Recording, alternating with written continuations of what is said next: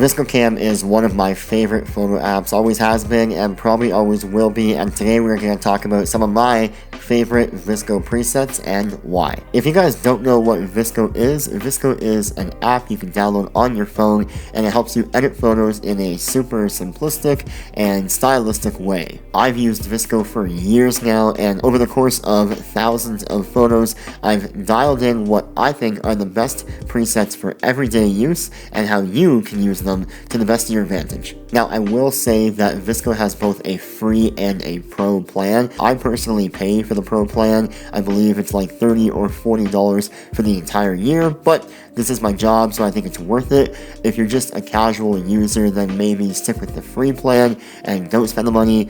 Basically, the pro plan gets you access to all of the presets, as well as some more in-depth and intricate editing techniques and settings. But for the purposes of this video, I'm going to try my best to stick to presets that are only available on the free plan. First up is M5. Now let's just get it out of the way. M5 is my preset. It is the one I use on 90% of the photos that I post and that I work with every single day. It's just my style, no particular reason why, but M5, I love it. To me, M5 is like a warm, cozy hug. Right now it's fall, and it's perfect for fall because it just gives a nice overall warmth and warm energy to your photos that otherwise might not be present if you just took the photo and posted it. It adds a really nice orange and yellow hue to both the shadows and highlights, while overall just giving it, once again, this really nice warm and welcoming tone to it. I usually have this preset set to about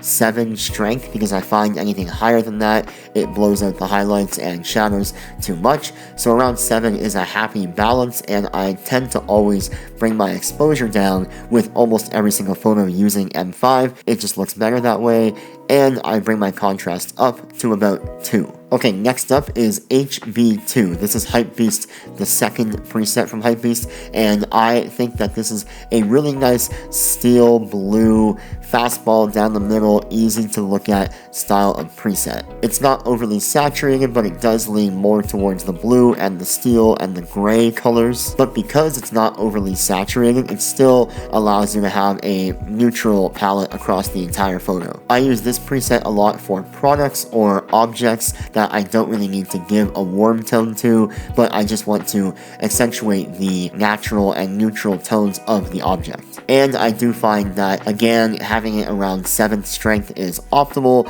because it allows the white balance in the photo to be more neutral and true white as opposed to anything higher than 7, making the whites a bit more blue and blue steel looking. The next preset is C1, and I think C1 is kind of like the fruit punch version of M5. It's still kind of warm, but offers more contrast and vibrance in all of the colors in the photo and not just the warm tones. So I use this a lot for food and beverage photos where I want to showcase a lot of the color and energy and vibrancy in the scene, but I'll also use this while traveling to a warmer destination to give the photo more energy and more life. I might even dial this preset back down to like 6 or 5 strength because it is quite strong out the gate, and I will also bring down the exposure because I find that it typically blows out the highlights and shadows quite a bit like M5. This preset also works really well for flash photos because flash already will give the photo a high key look, and with C1 it will even add a more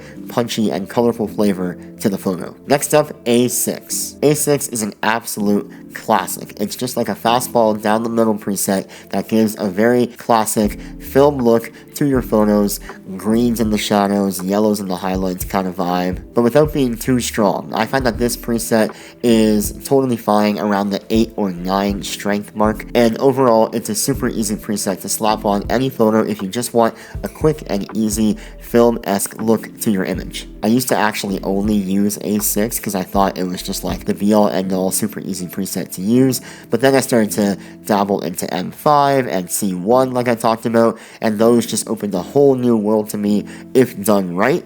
But A6 will just be a super easy, simple, slap it on and you're done kind of preset. And then one notable mention is B5. B5 is a black and white preset, but there are a ton of black and white presets on VSCO. I just find that for the black and white style of photos that I shoot, B5 produces the blacks and the whites in the image the best way possible. I typically like a more contrasty black and white image where the blacks are slightly crushed, but not too much where you lose detail in the shadows. And most of the time I like to have all my highlight retention back so that the most white point of an image is actually kind of like a light gray. And those are my favorite VSCO presets in the VSCO app. If you guys want to know more about how I dial in these presets, then definitely check this video up here or wherever the video is. That one goes more in depth into how I actually tweak every single setting in the VSCO app. If you guys like this video, please give it a thumbs up and subscribe to my channel for more conversations on tech, business, life, watches, cars, everything in between. But until the next one, I will catch you guys later. Peace.